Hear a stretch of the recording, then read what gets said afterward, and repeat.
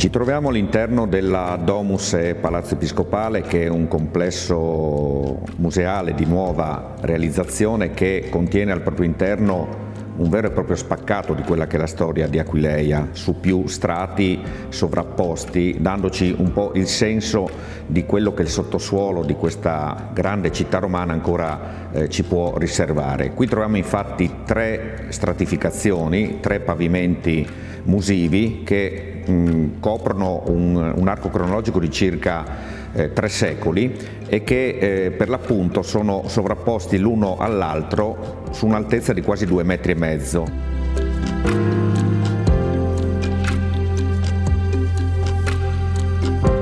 Il livello più basso è quello di una domus, di una casa romana, costruita probabilmente all'inizio del I secolo d.C. ed è un semplice pavimento in tessere di cotto, ma ha una caratteristica che ad Aquileia troviamo poche volte, cioè di conservare una parete affrescata, cosa che non avviene appunto molto spesso in questa città.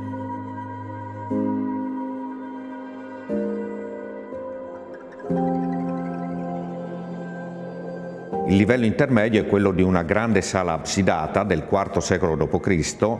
che è stato scoperto in parte, ma che rivela dei tratti sorprendentemente vicini a quelli dei pavimenti della Basilica di Aquileia nella sua prima fase, nella fase risalente all'epoca di Costantino. È quasi un frammento del pavimento della Basilica portato qui all'interno di una casa privata, il che probabilmente ci porta a supporre che le stesse maestranze all'opera nella Basilica fossero impegnate anche in sontuose case di abitazione nelle vicinanze della Basilica stessa.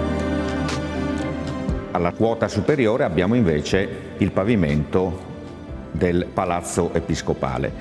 Intorno all'inizio del V secolo d.C. il vescovo di Aquileia, che era ormai una figura molto importante e autorevole della città, decise di acquistare tutto ciò che c'era nei paraggi della Basilica per costruirsi un sontuoso edificio, un sontuoso palazzo. E questo pavimento, il pavimento superiore e i pavimenti in cubetti di cotto che lo affiancano, sono proprio i resti della dimora del vescovo di Aquileia.